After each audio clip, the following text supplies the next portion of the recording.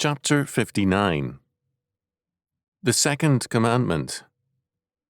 Exodus chapter 20, verses 4 to 6.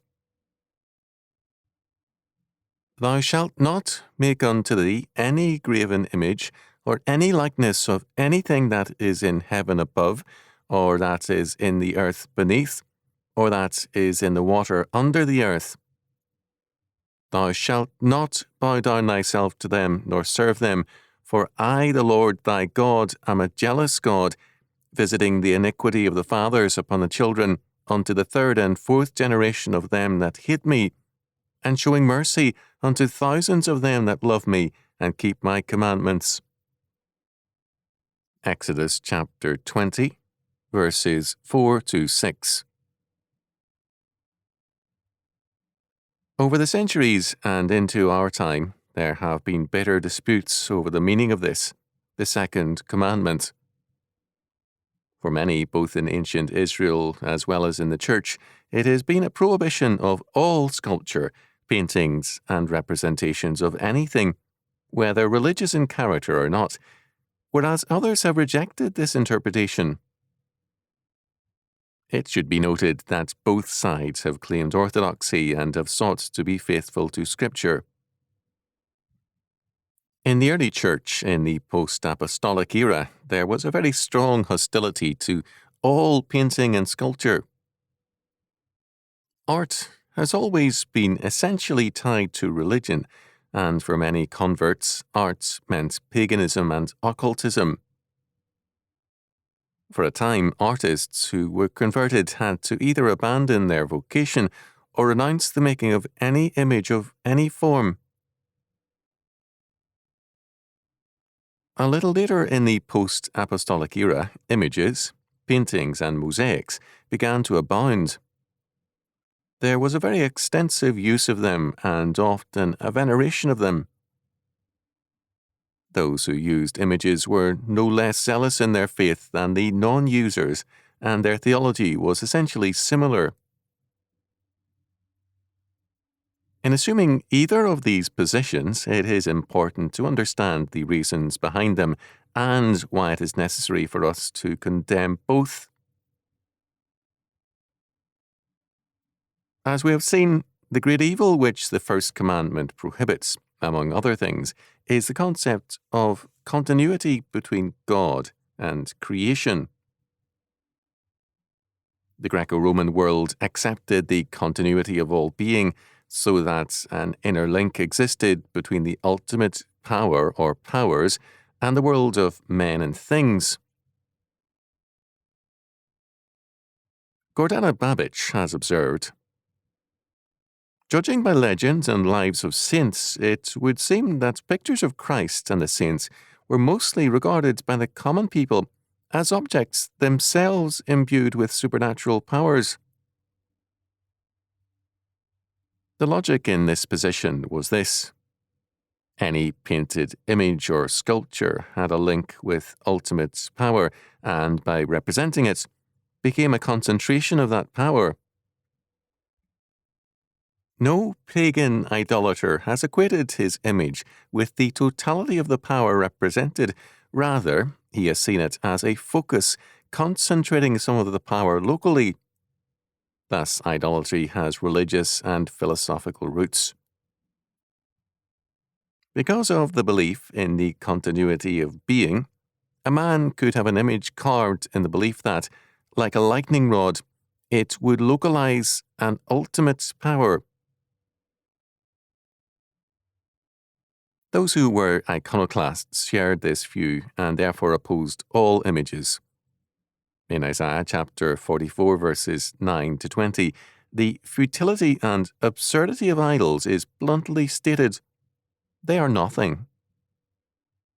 The problem was that to many iconoclasts as well as iconodules, they were something. Because of this belief, rulers such as the Roman emperors, on gaining power, sent their image throughout the empire to indicate who the current earthly deputy of the gods was. Emperors' portraits were venerated, candles were lit before them, and accused persons fled to a portrait of the emperor for sanctuary. In part, the rise of icons of Christ and the saints was a challenge to this faith, because those who advanced the Christian icons thereby expressed their belief that the icons of Christ and the saints were the focus of power. Hence, candles were lit to the Christian images. It was John Calvin who made the clearest and most dramatic break with the whole concept of the continuity of being, also known as the Great Chain of Being. His writings clearly set forth God as uncreated being, not to be confused or mixed with his creation, created being. Calvin wrote, "As in the preceding commandment, the Lord has declared himself to be the one God, besides whom no other deities ought to be imagined or worshipped.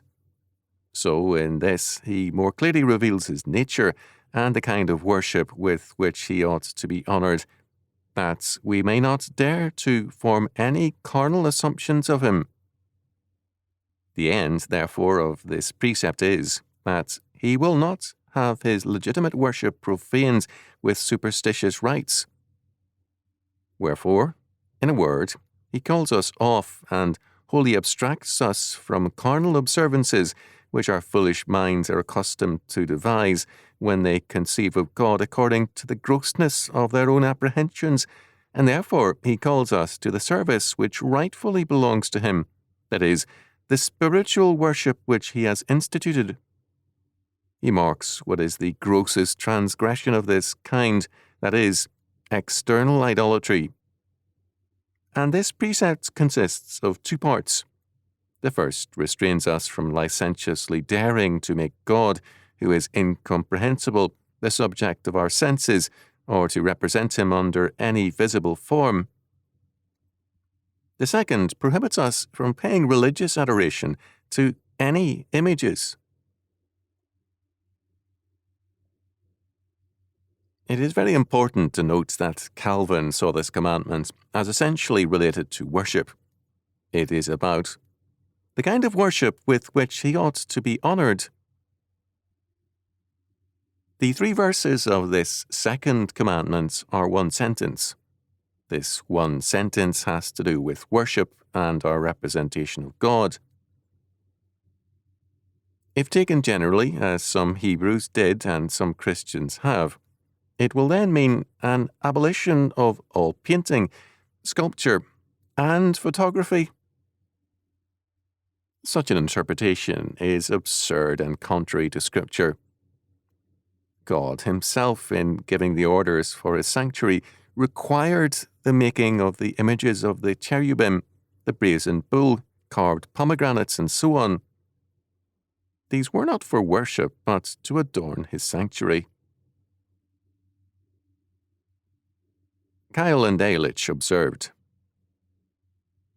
"It is not only evident from the context that the allusion is not the making of images generally, but to the construction of figures of God as objects of religious reverence or worship, but this is expressly stated in verse 5, so that even Calvin observes that there is no necessity to refute what some have foolishly imagined, that sculpture and painting of every kind are condemned here. With the same aptness, he has just before observed that, although Moses speaks of idols, there is no doubt that, by implication, he condemns all the forms of false worship which men have invented for themselves. Homemade gods of all kinds, material and intellectual, are forbidden, along with all forms of false worship. Disobedience to this commandment and the practice of false worship means judgment unto the 3rd and 4th generation of them that hate me." Verse 5. Ellison has called attention to an important aspect of this phrase. Since the Depression of the 1930s, which began among farmers in the 1920s, changes have taken place in family life in the United States. Education has been diluted and prolonged, a process which began with Horace Mann in the 1830s. In the 1930s, the idea was to keep people off the job markets by raising the age of mandatory schooling. Many parents since then lived to see only their grandchildren, not the fourth generation. In Israel, the third and fourth generations were usually close at hand. Judgment for false worship and false doctrines of God affects the entire family and hence an entire culture very quickly. As against this, the meaning of verse 6 is that God's mercy extends to the 1,000th generation of them that love me and keep my commandments.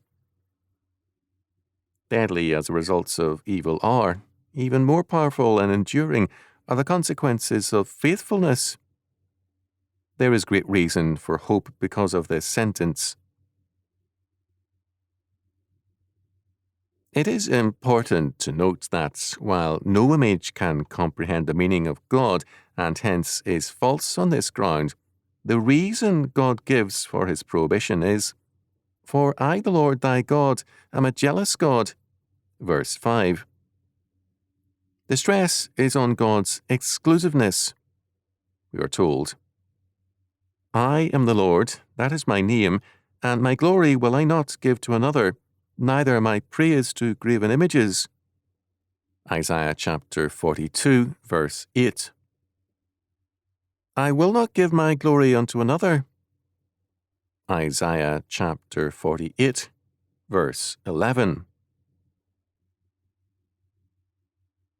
The Hebrew word jealous is closely related to zealous. There is neither indecision nor any halfway measure in the Lord. Because of this fact, God's order exacts penalties. Just as diseases can be transmitted in a family, so too can sin and its consequences be transmitted.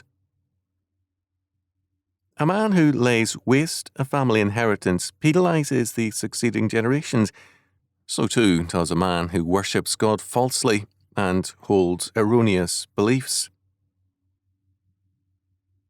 Josephus's comments on this commandment, and the first and third as well, is of interest. The First Commandment teaches us that there is but one God, and that we ought to worship him only. The second commands us not to make the image of any living creature, to worship it. The third, that we must not swear by God in a false matter. Rawlinson saw the meaning of this commandment as, "Thou shalt not make to thee any graven image, so as to worship it." We saw earlier that, because art is so essentially tied to religion, many Christians in the early church rejected art because they saw it as pagan. There is a need to formulate a Christian doctrine of art and to see its implications for our faith